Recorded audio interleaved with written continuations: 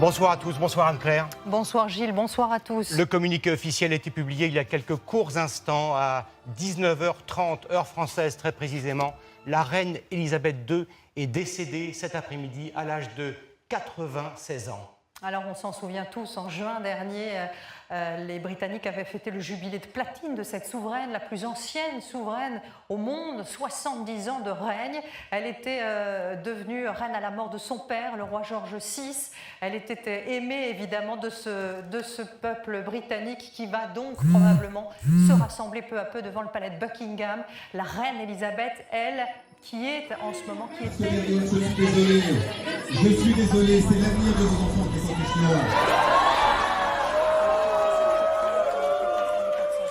Tous ces enfants et ces petits-enfants se sont donc rendus en... Alors, donc, je suis Madame Monteco, Élise, je suis professeure de français au Collège Val-de-Vire. Je suis Nathalie Michaud et je suis professeure d'EPS au Collège du Val-de-Vire. Alors, je sais que le collège a été ouvert en 1991.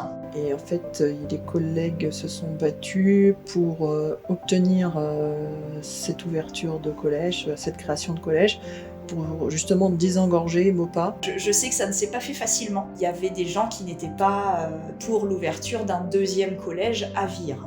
Mais le combat a porté ses fruits et le collège a réussi à ouvrir. Mon histoire avec le Val-de-Vire a commencé en 2011.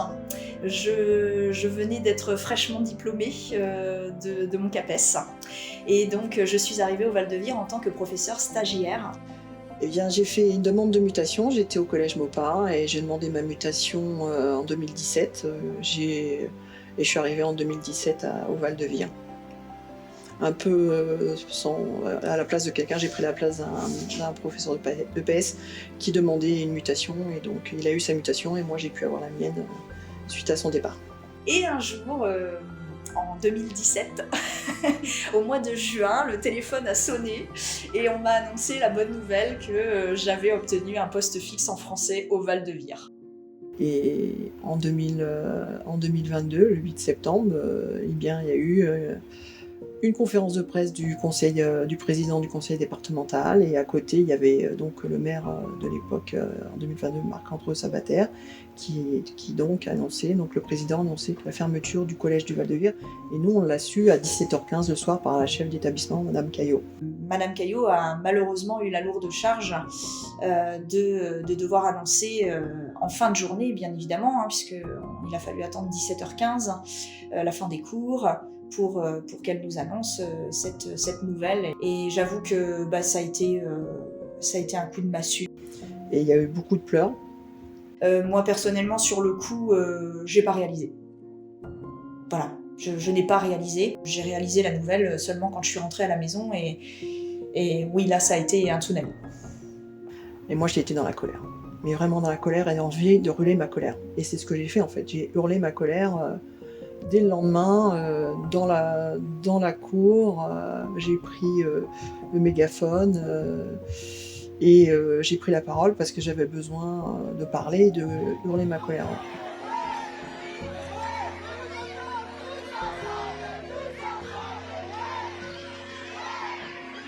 Le secteur, c'est que tous les élèves de Vire iraient au collège de Maupas.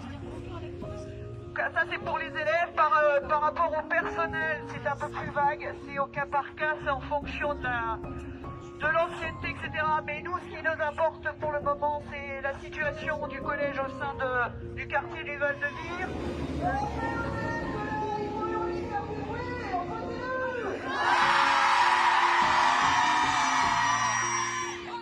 On a su se fédérer vite, très rapidement. Il a fallu qu'on crée un collectif qu'on a fait en janvier 2023. Et donc il a fallu faire appel aux dons pour évidemment payer notre avocate pour des manifestations. Alors oui, on est en colère, c'est sûr. Et d'ailleurs, on n'avait pas entendu qu'on nous dise, pour l'être en colère, on l'est de plus en plus et on est de plus en plus déterminés. Par contre, le fait d'être en colère, c'est pas vraiment le problème, ça serait même plutôt le début de la solution pour nous et de la mobilisation. Ce qu'on entend beaucoup, nous renvoient à nos émotions, comme si eux seuls étaient doués de raison.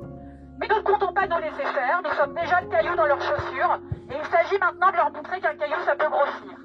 Nous devons les faire reculer, le collège de Val-de-Vire... Le conseil départemental, au départ, ne devait voter la fermeture du collège qu'au mois de février. Mais ils ont avancé le vote de quelques mois, et donc le vote s'est fait au mois de décembre, et juste avant les congés en plus de Noël.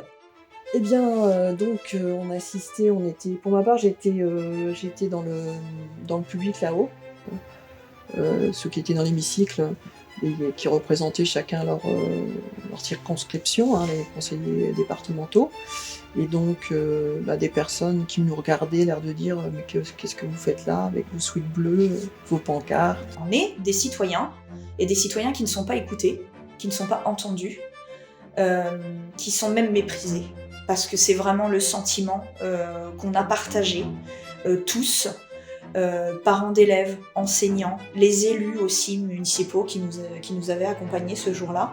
On a tous partagé ce sentiment vraiment de mépris de la part d'un grand nombre de conseillers départementaux. Alors pas de tous, parce qu'il y en a quand même quelques-uns qui nous soutenaient, donc on a fait le choix d'investir effectivement l'hémicycle. Ce qui était inédit, ce qui a marqué les esprits, et je crois que c'est ça aussi qu'on va retenir de ce combat, c'est qu'on a marqué les esprits. Mais ce que je déplore, c'est qu'on ait été obligé de le faire pour défendre un collège. Voilà, pour défendre l'école publique. Et puis on est quand même rentré, et puis là on a commencé à demander suspension. Donc ils nous ont regardés comme si on était des gros méchants, quoi. Et on voulait on voulait dialoguer, avoir une concertation qu'on n'a jamais eue en fait, avec les conseillers départementaux et le président.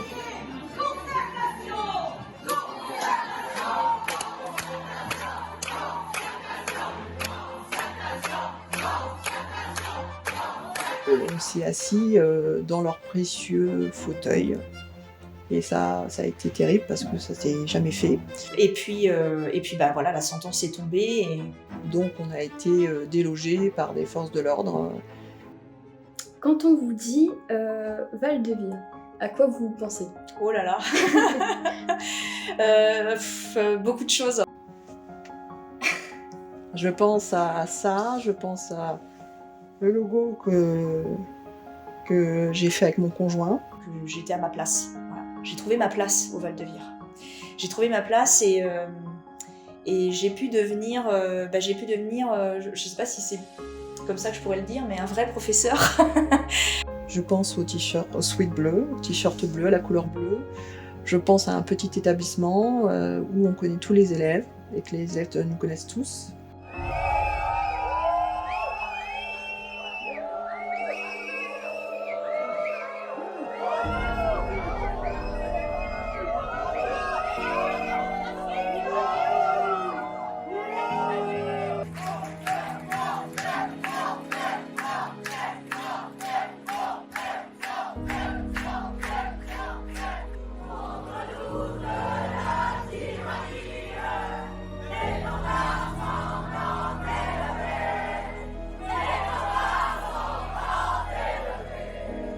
Des demandes d'intervention auprès du député, certains au début, la municipalité qui s'est plutôt rangée de notre côté dès le départ.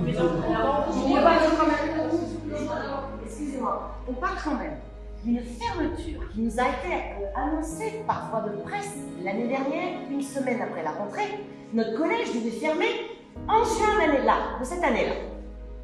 Et là, on est en septembre, et on ne sait même pas pour la sécurité de nos pas, et on devait déjà y être.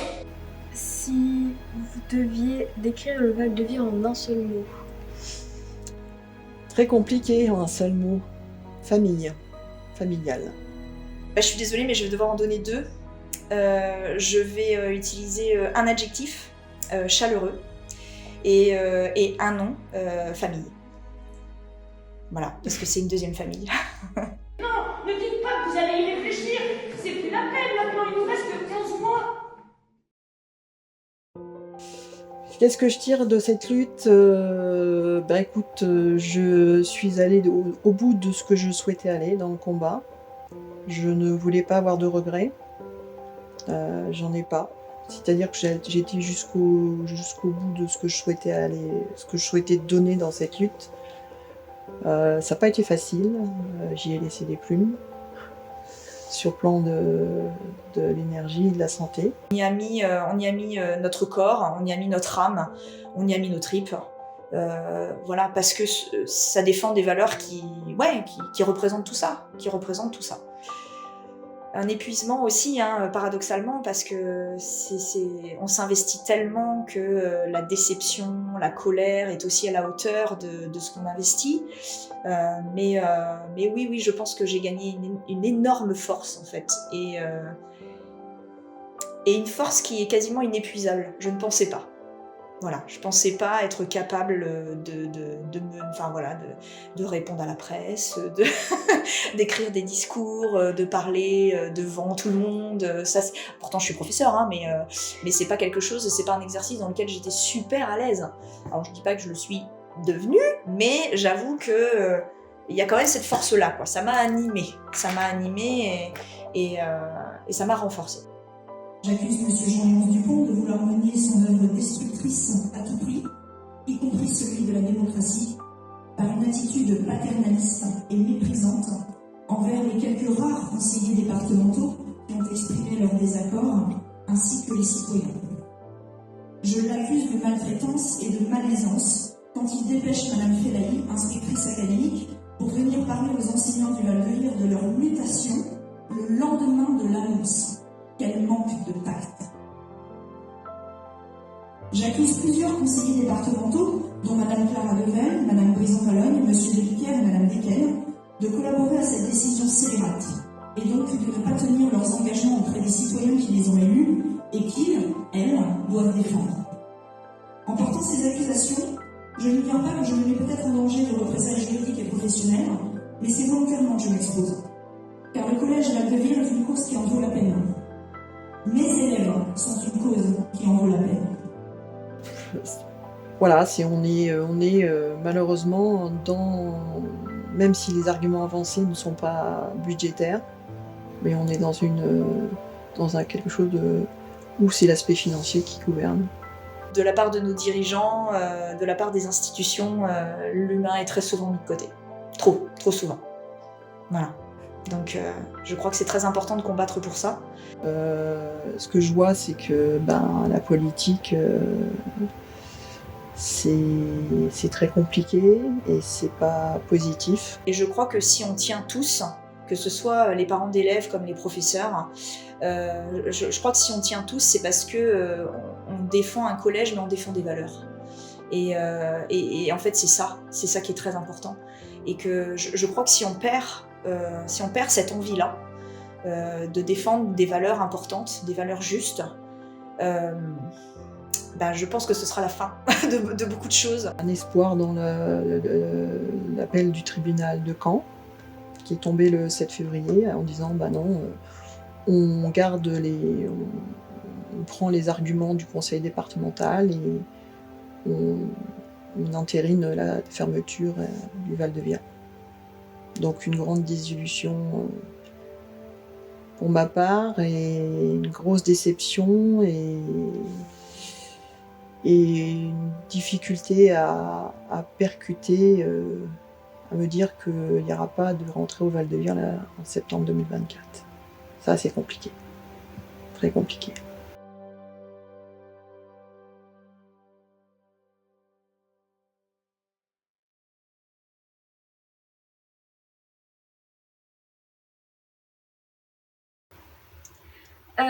Est-ce que vous avez une anecdote concernant un élève ou une situation sur le Val-de-Vire?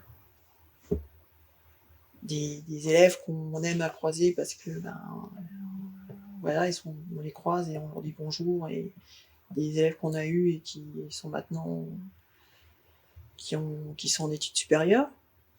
Voilà, c'est des choses comme ça. Alors une anecdote, je ne sais pas, mais peut-être un très bon souvenir. En tout cas, j'en ai fait 2 parce que j'ai eu le plaisir de pouvoir accompagner 2 séjours à Paris. Les sorties scolaires, les voyages, c'est des très bons souvenirs. Ouais. On voit les élèves autrement. C'est un autre rapport qui s'établit avec eux. Et en général, j'ai pas de mauvais souvenirs en fait de sorties ou de voyages. Et l'après-confinement, c'est une séance de méditation avec des 6e, parce qu'il faisait très très chaud au mois de juin. On pouvait pas, on était donc sous les arbres, sur l'arrière du collège. Je sais pas, tu vois, où il y a les arbres du côté d'entrée. Et en fait, on a fait de la relaxation. Il y a un élève qui s'est endormi. Il faisait super chaud. Et on pouvait pas, il faisait trop chaud, et c'était au mois de juin en 2020. Il faisait très très chaud. Et donc là, ça fait partie des souvenirs après le confinement. Alors sur le coup, des fois un peu stressante, il y a un élève qui s'est blessé par exemple l'année dernière. Voilà, il jouait au foot et puis cratch, le genou par terre, ouvert, et Monsieur Suto a dû l'envoyer, a dû aller avec lui en urgence. Donc c'est le genre de choses, sur le coup on rigole pas, on se dit aïe mon Dieu, voilà. Et puis finalement, voilà, l'élève il est revenu avec une balafre, il a été recousu, et puis on l'a baladé pendant 3 jours à Paris en fauteuil roulant, parce qu'on avait emmené par grand hasard le fauteuil roulant du collège. Et donc, on l'a baladé dans Paris en fauteuil roulant, quoi. Donc voilà, c'est des choses, on a pris le métro, on a fait des choses quand même assez extraordinaires. Et ça restera, oui, je pense, oui, gravé dans la mémoire des élèves, mais dans la nôtre de professeurs aussi. Oui.